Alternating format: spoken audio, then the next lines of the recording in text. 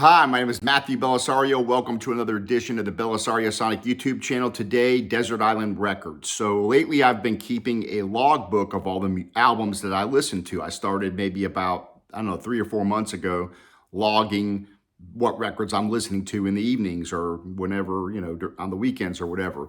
And during that log, as I log these records, I'm keeping track of, I'm kind of writing some notes and I'm noting some that would be Desert Island records. So I'm taking these from recent listens, and so there'll be a part two and a part three as I listen to more records and I designate different things as a Desert Island record. So I have a total of 10 here that I have designated over about the past 3 or 4 months that as I went through and logged the records, I marked as Desert Island records. So they're in no particular order.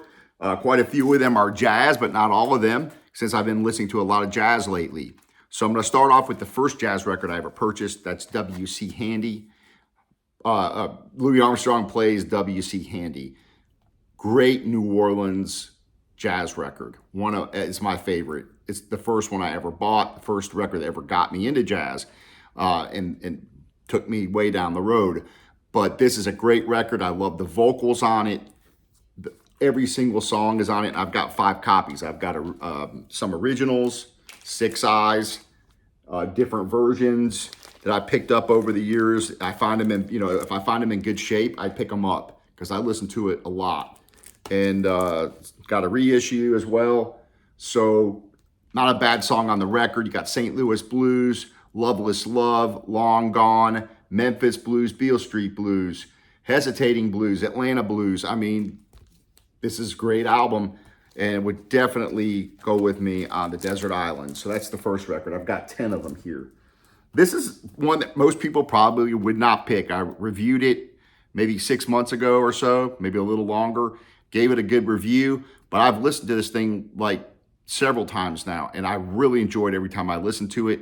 And there's a few reasons why I would make this a Desert Island record. It's not because it's the greatest sounding. It sounds pretty good. It's a radio recording that was never released on record.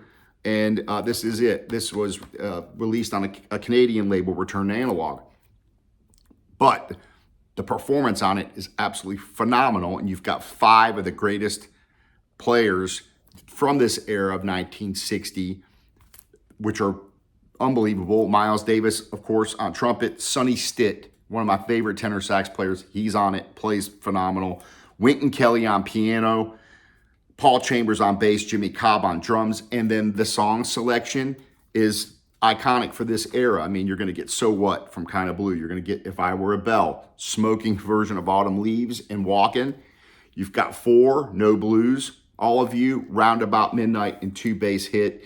And all these guys get a chance to stretch out on this concert. So if I'm going to have a live record from this time period, this would be definitely on my list on the Desert Island. Now, this one I just reviewed not long ago, so I'm not going to spend much time on it. But if I want a jazz vocalist, she's certainly going to be one of them, Billie Holiday. This is a 4-record set. Great sounding record, getting her in top form. Recordings between 1944 and 1950. I know I'm kind of cheating here because there's 4 LPs in this box set, but on my island, there's no limit to how many records you can really have. You got a couple crates that show up.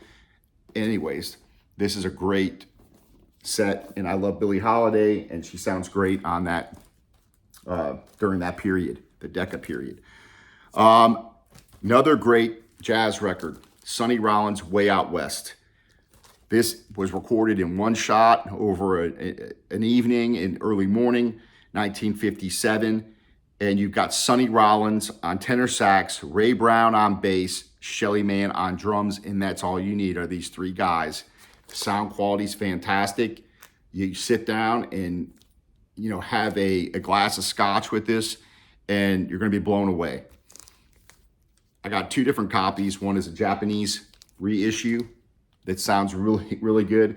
And then I saw this not long ago for $18, this OJC. And I picked it up. I'm like, for $18, the OJC sound really good. And it was brand new. So that's why I've got 2 copies, but it is a great record. If you're just getting into jazz, that's a good one to start with for sure. This one, Bird and Diz, you got to have bebop on the island. And I played this the other night, and I was just reminded of how good of a record this is. So you got Bird and Diz. These guys pretty much invented bebop. So if you're going to have a bebop record on the island, this is certainly going to be one of the records I would pick. I think this is an early pressing, so I was able to find this some years ago. But you know, you've got an Oscar for Treadwell on here, 2 takes. You got 2 takes of Mohawk on here, My Melancholy Baby, 3 takes of Leapfrog, and Relaxing with Lee.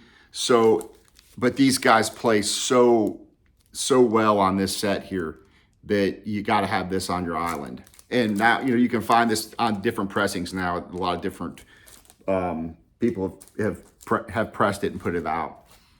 You got to have blues on the album, and she's one of my favorite blues vocalist, Bessie Smith. Now, what makes this record special? Someone might ask, well, why not take a Bessie Smith record on the Desert Island? And I'm not saying I wouldn't do that, but what makes this great is you've got Laverne Baker belting out Bessie Smith on a more modern recording. Bessie Smith recorded, you know, her recordings are from the early recording period, and they don't sound that great.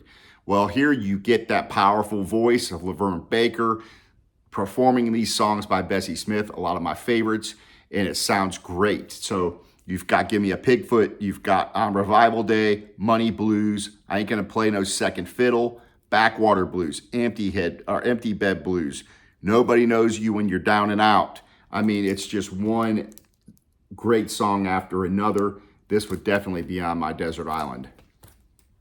Now we're gonna go into some pop records or rock records. And this, I haven't listened to the Beatles in a long time.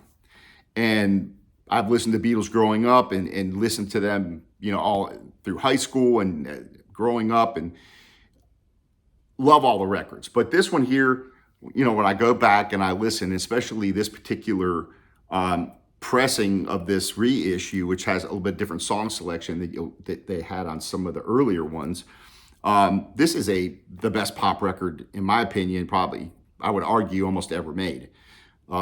It's a perfect record. Sounds great. This new mix sounds great. Drive My Car, Norwegian Wood, You Won't See Me, Nowhere Man, Michelle, Girl, In My Life. I mean, how can you get better than this? It's really hard to do. Great record. Got to be on the desert island. That would be my Beatles record. And that's hard to pick between them. But this is still my favorite Bowie record. Listened to this a couple of times recently, and I really enjoy it. And to me, this is still, you got David Bowie and teaming up with Mick Ronson on the arrangements, and it's a great sounding record. And to me, if I have to have a David Bowie record, I would definitely this would be the record I would pick from David Bowie. And it's just a great sounding record and a fun record to listen to, and has a unique sound to it. Now, if I'm going to be on the desert island, it's great to have some Latin music or, you know, some tropical sounding music. And this is from Cuba. This is the famous Buena Vista Social Club, recent pressing. And this is a great sounding record, very lush sounding. You've got a lot of different instruments on this record that make it just sound so full of life. And it's just a joy to listen to. You put it on and, you know, you just kick back and want to have your beer and just enjoy the record. And it's a lot of fun, and this would be great to have on the desert island. I mean, you have to have something like this, right? Finally, last but not least, the 10th one. Some people might be like, what, you're going to put this on there? Yes. I love this record. I've listened to this thing like 3 times in the past week.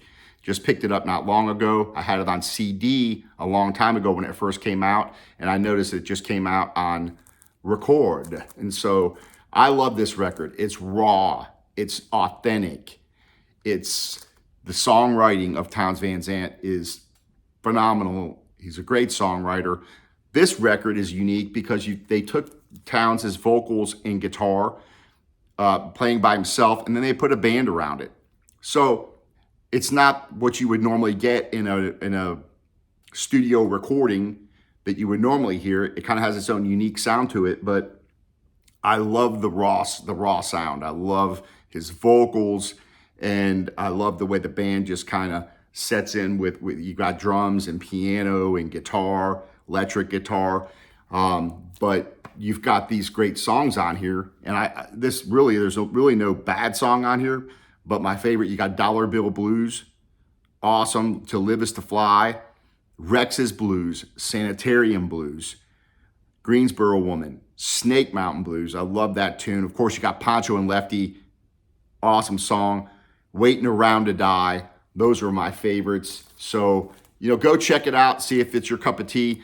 I love it. I would definitely have this on the desert island because I just love the rawness of it. I love the vocals.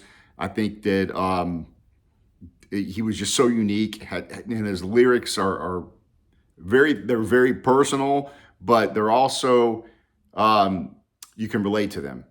And so, anyways, this would be my 10th one. And once I listen to some more records and log them over the next several months, hopefully I'll have another 10 that I would consider Desert Island records, and then I'll make a part 2 to this video. All right, well, thanks for watching, and hopefully maybe this will give you some ideas if you don't already have these records. Maybe some of them you'll go out and explore, and maybe you can add them to your collection. Take care.